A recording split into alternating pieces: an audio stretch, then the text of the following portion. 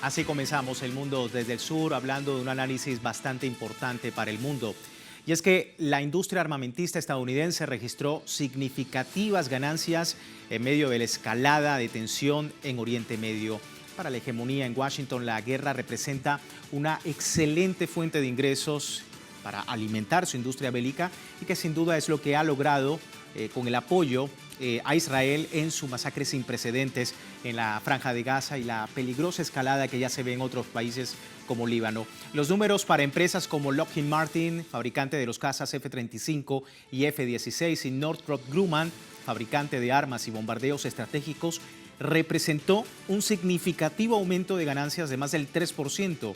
Esto se traduce en más de 500 millones de dólares según lo indicado por Forbes hasta ahora. Es interesante el giro económico que se contrasta en Estados Unidos, tomando en cuenta que hasta el momento habían anunciado una turbulencia económica que podría condenar a ese país, y efectivamente se han dado estos datos importantes, incluso desde hace más de 10 años, que dan cuenta precisamente de cómo se está lucrando el lobby armamentista de Estados Unidos por lo que está ocurriendo allí en Oriente Medio. Pero antes de continuar, quiero recordarles a través de nuestras redes sociales, a lo largo del día hemos sondeado la opinión de nuestros usuarios sobre este tema. Algunos de ustedes tal vez ya han participado respondiendo a la pregunta que le hemos hecho a través de Telegram. Industria armamentista de Estados Unidos reporta máximos históricos, ahí la tenemos, de ganancias en medio de la agresión de Israel en Oriente Medio. ¿Cómo interpreta usted el beneficio económico de quienes venden y compran armas para la guerra de Tel Aviv en la región? Es parte de la pregunta, le invitamos a participar. Ahí las opciones: primero, son cómplices del genocidio en Gaza; 2, doble moral de Estados Unidos ante la comunidad internacional; 3, no son responsables, solo venden sus productos; o 4, muestra la ineficiencia de organismos internacionales. Le invitamos a seguir participando. Si no lo ha hecho, aún puede hacerlo a través de la cuenta de Telegram. Más adelante revisamos y asociaremos las respuestas para observar las tendencias de esta pregunta, de esta encuesta que hemos realizado, y por supuesto las respuestas a ellas. Y bueno, vamos a iniciar inmediatamente el análisis para profundizar mejor de este escenario. Nos acompaña Jean-Paul Merz, internacionalista, para poder entender, Jean-Paul, este escenario. Muchísimas gracias por tu tiempo con nosotros y la audiencia latinoamericana. Bienvenido. Ok, muchas gracias. Bueno, más de 41.000 personas muertas en Gaza, 95.000 heridas, casi 2 millones de desplazadas. La escalada en Oriente Medio, por supuesto, Jean-Paul, continúa en medio de este conflicto y en todo un escenario que pareciera que desde el punto de vista diplomático no hay, digamos, una solución. Sin embargo, continúa el armamento llegando ahí a Israel, no solamente por parte del gran presupuesto que destina Estados Unidos, sino también de estas empresas tan importantes. ¿Cómo estás viendo el escenario teniendo en cuenta toda esta situación?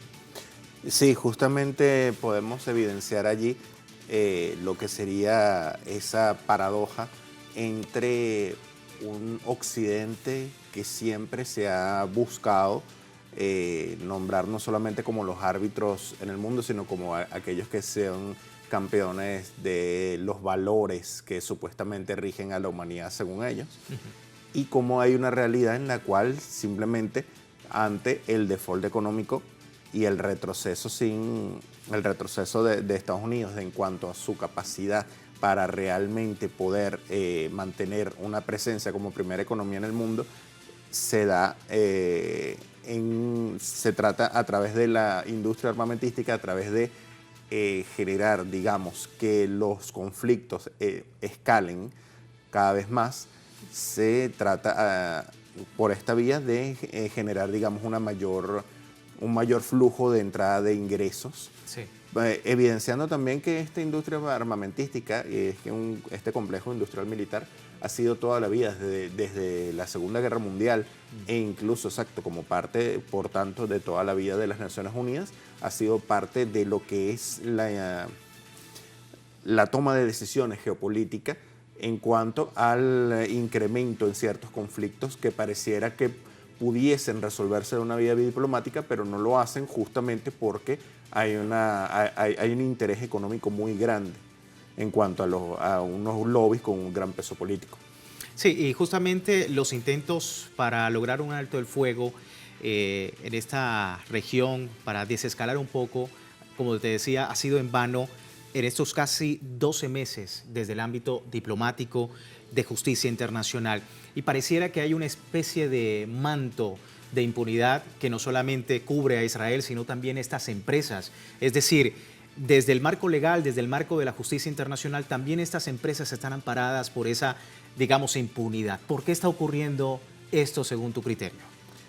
Sí, hay dos visiones al respecto, que es el análisis de la situación de Israel como tal y el análisis de la situación de Estados Unidos. En Estados Unidos prima una ideología que podríamos decir que es supremacista, que es el llamado excepcionalismo estadounidense. Sí. Es decir, Estados Unidos, para el ámbito de la ley internacional, la ley estadounidense está por encima de lo que sería el derecho internacional en la visión de ellos, y por encima la visión de lo que es Estados Unidos por encima de los otros, vulnerando justamente el texto de la Carta de Naciones Unidas, que establece que todas las naciones, la igualdad jurídica entre los estados partes.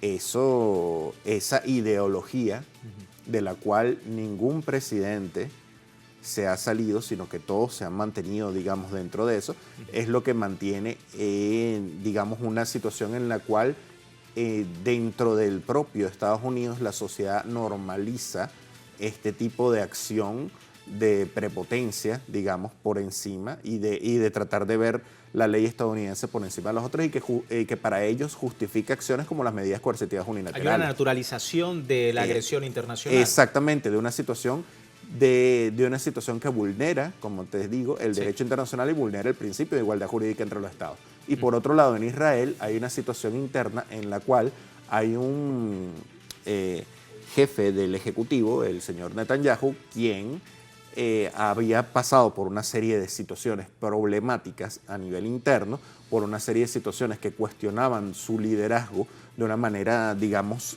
prácticamente total. Está perdiendo la capacidad de mantener su gobierno, y entonces, ¿qué ocurre? Ocurre el salto hacia adelante, el salto hacia afuera. Llevar de nuevo la cultura del miedo, a imponer la cultura del miedo a su propio pueblo, y llevar a cabo una escalada militar sin precedentes, y cada vez apoyado en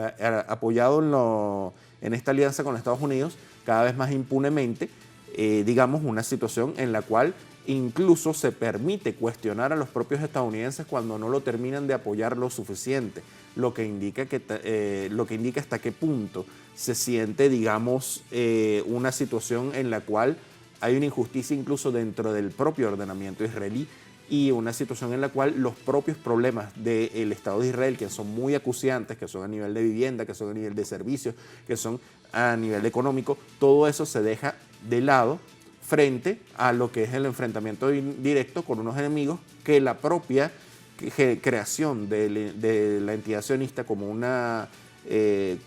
proceso postcolonial se los ha buscado en ese sentido.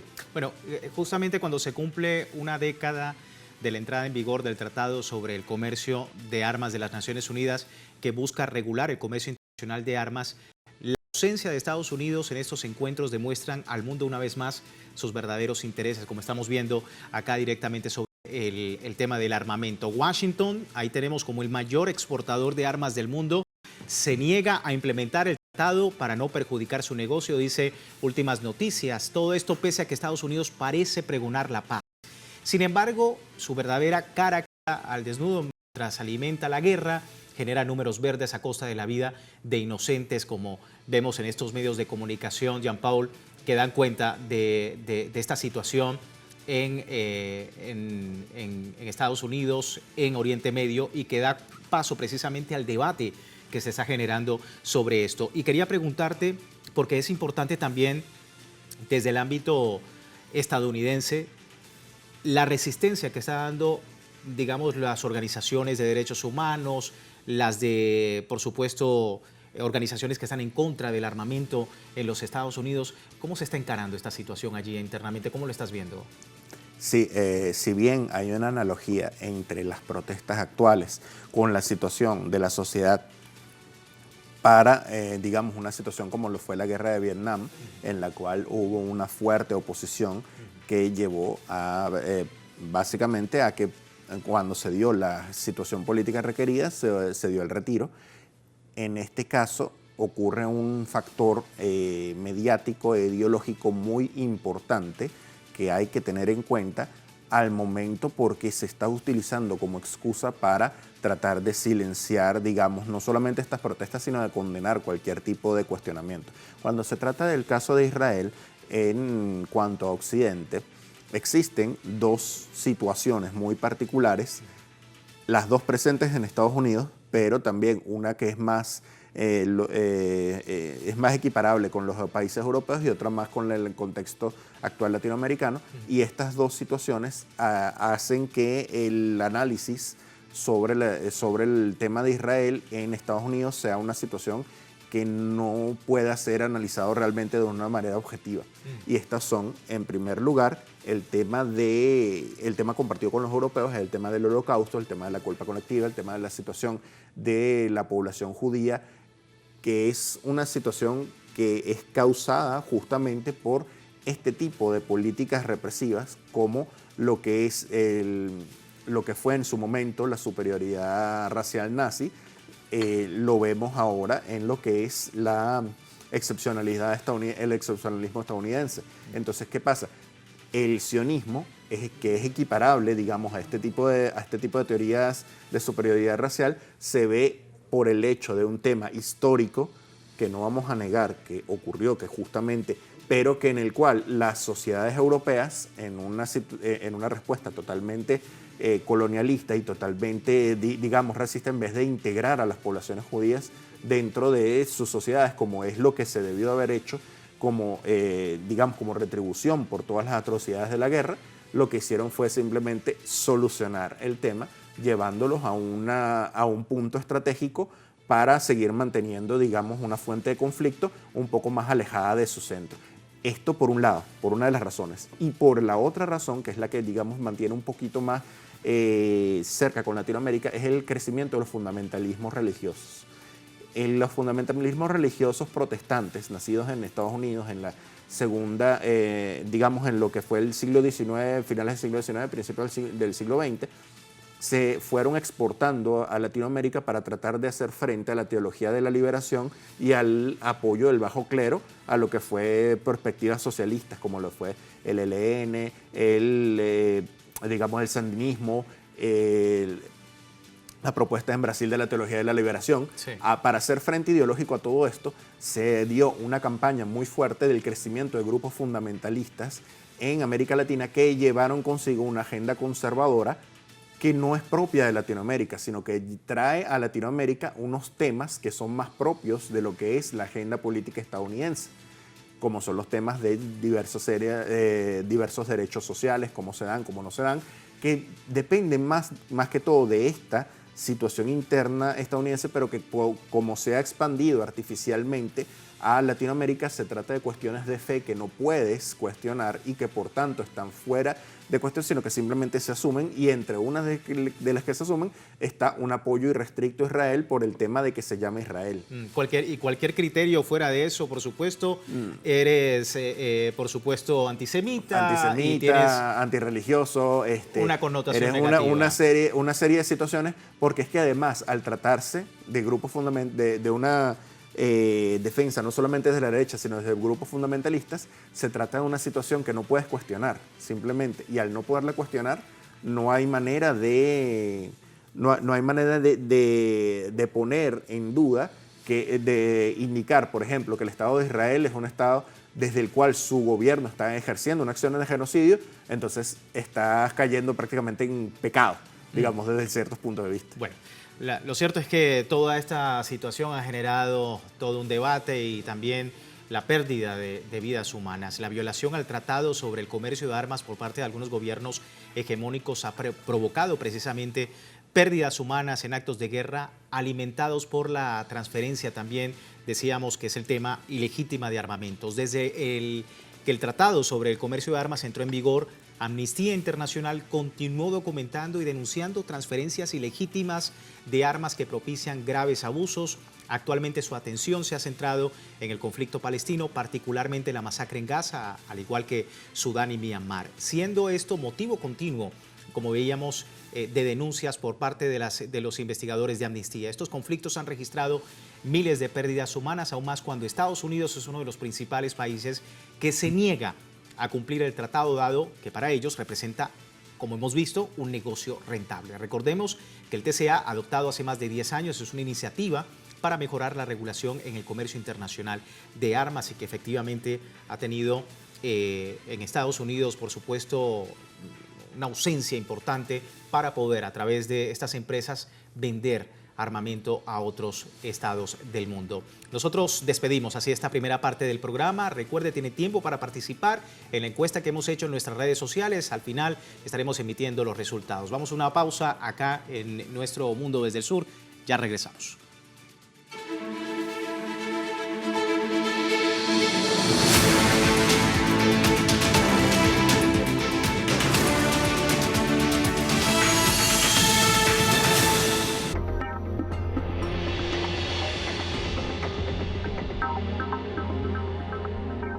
El gobierno de la presidenta Xiomara Castro declaró la energía eléctrica como un bien público y un derecho humano.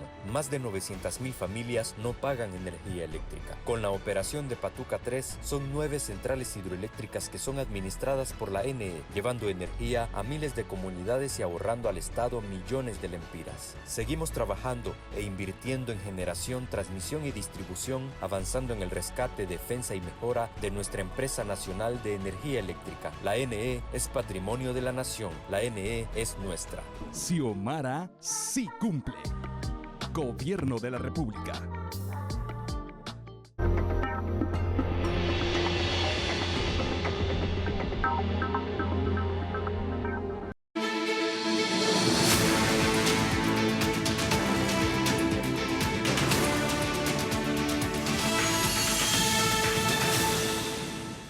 Gracias por seguirnos acá en El Mundo desde el Sur. Hablamos del armamento detrás de toda esta situación en Oriente Medio. Existen hilos detrás del negocio de la guerra, pero vamos a ver un poco más el panorama. Desde 2008 se han publicado más de una decena de informes, de libros numerosos y artículos que denuncian la relación entre los bancos y las empresas armamentistas en el mundo. Se trata del negocio bajo control de los bancos, que han sido catalogados como la banca armada, así lo dicen. Según los informes, han inyectado recursos económicos destinados a la reciente masacre sin precedentes en la Franja de Gaza. Al menos 15 empresas proveen armas y municiones a Israel, cuyas principales entidades financieras son bancos como Santander o BBVA, que han contribuido, según estos informes, de manera significativa al genocidio, con más de 2.442 y 1.500 millones de dólares a propósito de esta inyección de capital al negocio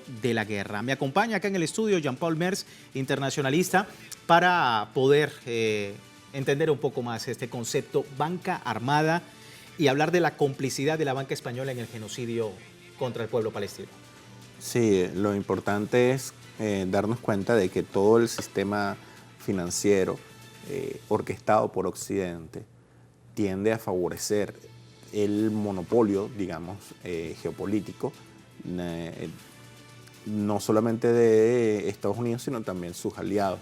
Y entre ellos, al ser Israel, tener Israel una posición especial de preeminencia y de impunidad, es justamente un cliente habitual de ellos, y las situaciones de condena que se han dado a nivel social no terminan de tocar, digamos, estas transacciones financieras, y no se terminan de perseguir porque justamente el sistema de las medidas coercitivas unilaterales está destinado a proteger geopolíticamente los intereses de Occidente. Y es más habitual de lo que parece, es decir, pudiésemos decir esta noticia acá como algo noticioso, pero es digamos una constante, ¿no? El problema está en que es justamente eso, que se ha normalizado. Israel es un Estado que ha normalizado acciones de genocidio continuas, que no comenzaron el 5 de octubre del año pasado. Comenzaron prácticamente desde su propia fundación. Su propia fundación se hizo en base a acciones genocidas contra el pueblo palestino, a un despojo de su tierra y al asesinato de muchos de sus habitantes. Entonces, y a una situación en la cual se le impone a todos ellos un modo de vida que prácticamente no, o sea, es como vivir en una cárcel al aire libre. O sea, es terrible, es una situación y además continua, de una y otra vez. Y lo que se ha normalizado justamente como Israel está protegido por Estados Unidos, es normal para este tipo de entidades tener, digamos, esas relaciones porque no lo ven como lo que es una entidad terrorista, ¿sí? Y no como ser parte de un conflicto, lo ven como un Estado que simplemente al ser catalogado por Estados Unidos y la Unión Europea como parte de su entorno, simplemente para ellos es un cliente confiable. Sí. En el cual un cliente confiable más, por decirlo así. Y hablando precisamente del armamento, el portavoz militar israelí, el contraalmirante Daniel Hagari, advirtió que Israel no detendría sus ataques, afirmaciones que hemos visto por cumplidas durante las últimas semanas. Expertos dicen que es una validación de que poseen los instrumentos armamentísticos necesarios para continuar la inminente guerra durante tiempos prolongados. En las últimas semanas Israel registró más de 2.000 ataques aéreos contra fuerzas de Hezbollah en el Líbano, mientras que han mejorado las defensas bélicas. Para muchos expertos militares se define como un claro apunte de que la entidad sionista tiene una gama amplia de armamento y de suministros que lo ayudarían a sobrevivir durante mucho tiempo a la guerra si ésta se extiende. Así se ha informado cómo Estados Unidos ha enviado miles de misiles, bombas y proyectiles de artillería a la entidad sionista en los últimos años. Recordamos, el año pasado Israel produjo tantas armas como pudo, logrando exportar algunas, pese a que se ha realizado esta masacre en Gaza, iniciada, como decíamos, en octubre del año pasado. Una situación que también preocupa, Jean-Paul, también a las organizaciones internacionales, porque se están utilizando incluso armas prohibidas, es decir, bombas con fósforo blanco que no están permitidas en la reglamentación internacional. Es decir, que el financiamiento de estos ejecutivos, de estas grandes corporaciones financieras, también están contribuyendo a violar de alguna manera el derecho internacional sobre bombas no permitidas. ¿Cómo ves también el asunto? Sí, justamente ahí que hay una responsabilidad que tiene que darse con respecto a estas instituciones financieras y a la permisividad que se ha dado para que Israel no solamente se acometa toda una serie de violaciones y que lamentablemente el gobierno actual sionista pero generalmente la estructura estatal israelí como tal ha normalizado el uso de ellos, porque justamente hay una visión, como es una entidad colonial, es una entidad generada por el colonialismo europeo, hay una visión lamentablemente muy discriminatoria referente a vecinos y al propio pueblo palestino, que es el originario de allí. Una visión peyorativa, una visión de a menos, una visión en la cual esas vidas no importan, una visión en la cual para varios políticos de ellos más bien aplauden cada vez que se masacran niños y mujeres, porque justamente para ellos se trata de acabar con quienes realmente viven allí. Y que es una situación que, si bien ellos abiertamente se han acostumbrado a aplaudir eso y incluso desde instancias de poder, equiparando esas acciones no solamente a la Sudáfrica del apartheid, que fue su aliado durante la Guerra Fría, sino también a lo que serían las propias políticas de la Alemania nazi para con el pueblo judío. Entonces tenemos que esto se deja de lado por estas dos situaciones que indiqué anteriormente, tanto a nivel de lo que es Estados Unidos con Occidente, la llamada culpa colectiva de lo que es el holocausto y la victimización permanente, que permite a las élites escudarse en el pueblo judío, que es realmente un sufrimiento más.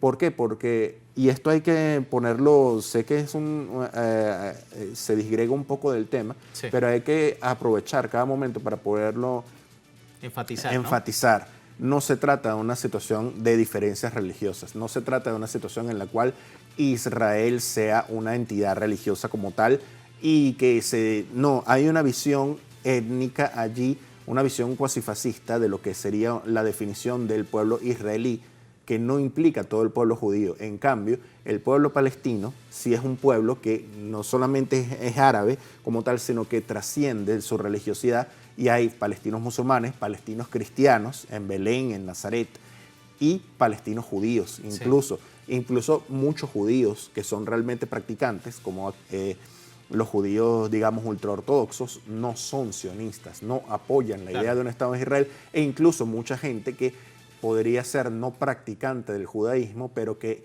para ellos tienen un criterio étnico bien particular, que excluye, por ejemplo, a pueblos de África que han tenido una tradición judaica de toda la vida, los excluye, pero a pueblos europeos de repente los llama, así sea una gente que hasta ni siquiera tienen que ser creyentes como tal. Claro. Entonces hay una situación ahí bastante rayana en el fascismo y que, y que ha dado pie a muchas situaciones que se tergiversan, pero desde aquí, lamentablemente por las situaciones particulares que ya hemos explicado antes, de lo que es el ascenso de los fundamentalismos, hay una visión en la cual se trata de no profundizar dentro de las propias paradojas que hay dentro de esa entidad colonial que dio a llamarse Israel. Claro.